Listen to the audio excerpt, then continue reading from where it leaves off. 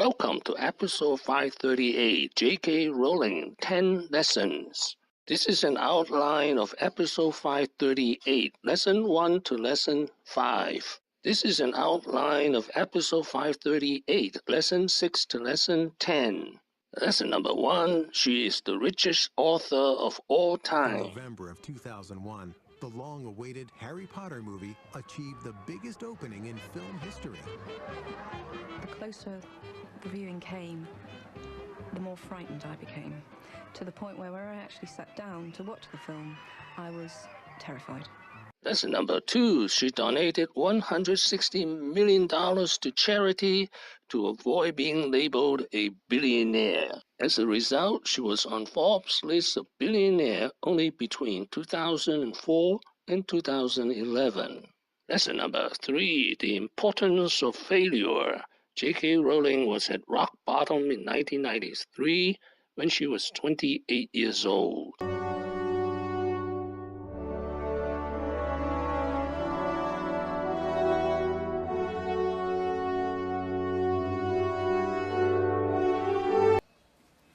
So why do I talk about the benefits of failure? Simply because failure meant a stripping away of the inessential. I stopped pretending to myself that I was anything other than what I was, and began to direct all my energy into finishing the only work that mattered to me. Had I really succeeded at anything else, I might never have found the determination to succeed in the one arena where I believed I truly belonged.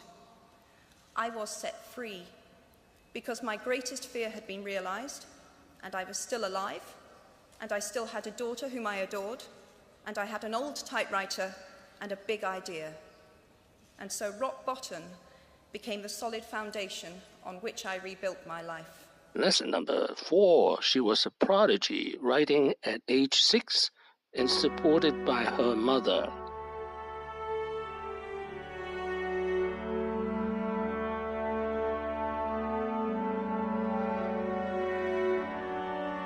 Lesson number 5, she created a number of global superstars. I wish Dan, Emma, and Rupert the very best of luck, and hope that they have as much fun acting the first year at Hogwarts as I had writing it.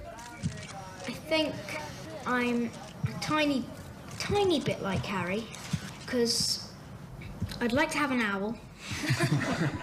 Lesson number 6, she created a new genre of children's book, the adult children's book.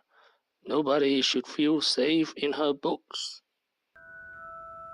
Do I care about my readers profoundly and deeply? But do I ultimately think that they should dictate a single word of what I write? No. No, I am the only one who should be in control of that. And I'm not writing to make anyone's children feel safe.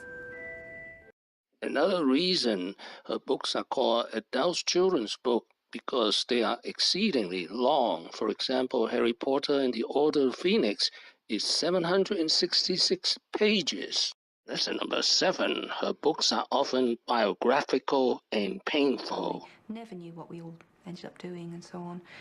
For Mum, there would have been a particular glory in being a writer because she was the real book lover. And so it does add a little bit of poison to the knife, if you like, that the one thing that I think she really would have prized, she never knew. Perhaps 2 or 3 days after I had the idea for Harry. I disposed of his parents in quite a brutal way. It didn't read in a cruel way, but I mean, it was very cut and dried, nothing lingering, no debate about how it had happened, and at that stage, no real discussion of how painful that was going to be. Well, of course, Mum died 6 months after I'd written my first attempt at an opening chapter.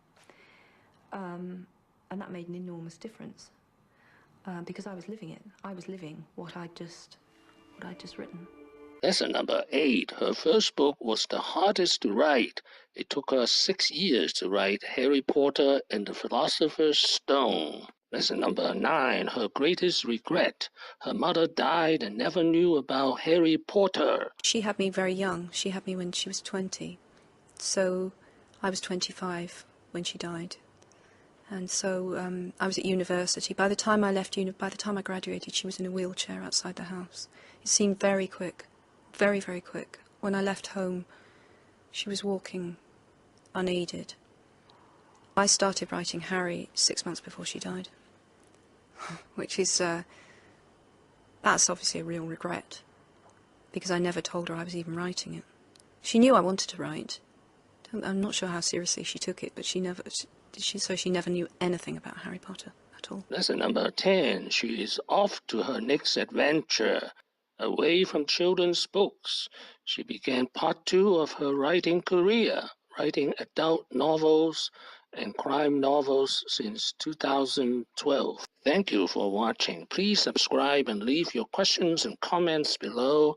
Wishing everyone adventure, failures, success, and happiness.